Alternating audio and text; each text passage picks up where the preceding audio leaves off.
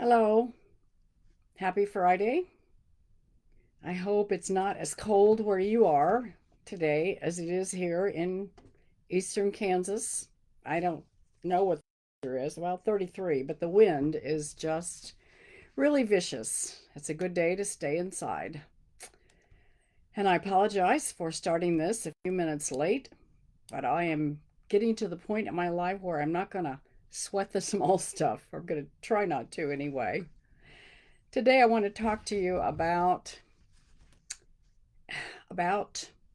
the way during this season that we seem to all be in this hectic pace that it's like we're conditioned to. We've done this so many times in our lives, especially if we're women, because we seem to have the responsibility, usually, primarily, for holiday festivities, cooking, Christmas card addressing, decorating, and sometimes we just want to call a halt to it and start some different traditions.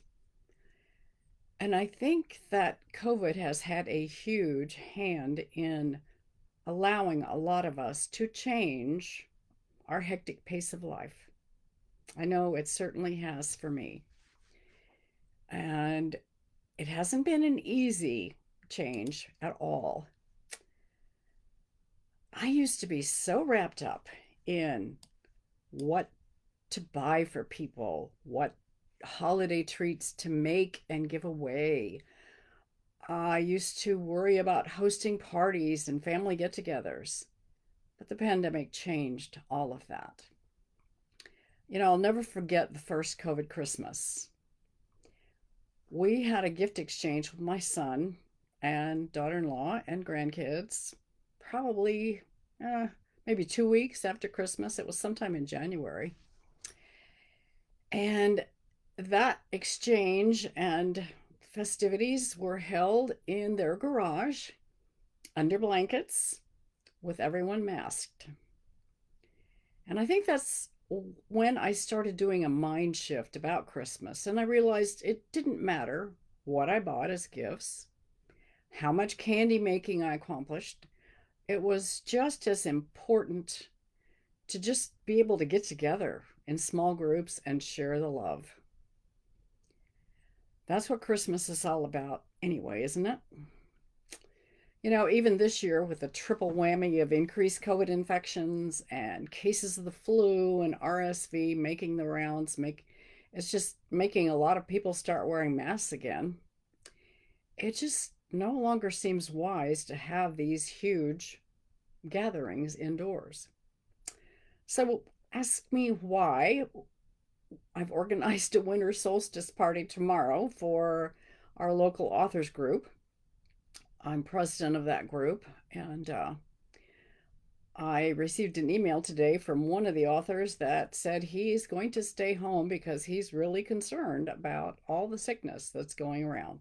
And I share his concern, but I did have to secure the caterer weeks in advance, actually a month in advance, and get everything organized and planned. So I'm kind of to the point of no return. So the party will go on tomorrow. Well, you just may have to send a lot of leftovers home with a few people that managed to get there. I'm still looking forward to it. It's going to be fun. In the past few years, I've decided that situations like this, they're just not worth sweating over. They're not worth getting upset, stressed over. And I guess I can thank COVID for that because we never know what's going to happen from one day to the next anymore. We just can't seem to control anything. So um, I'm just not going to push myself or expect too much of myself for a change from now on. In the past few years, I've really become less stressed in other ways about the holidays. And I think it's probably because of my daily meditation and prayer and just not letting things get to me. This year, I may finally indulge in what Dr. Sandra Dalton Smith calls sacred rest. And I'd like to share with you uh, just a paragraph of something that really, really strikes me. It hits home. She said, "We all need sanctuary, a secure place where protection reigns and comfort is received. We need relief from the daily struggles and times of immunity from outside attacks. Sanctuary is not simply a place, it's a state of being. There we find a sense of security and peace that flows from our connection to God. Sanctuary is where we lay down our fight and rest. In the process, we find our way back home to a relationship with God." And I think that our relationship with God is probably the most important thing we need to be concerned with, our growing spirituality and connection to God.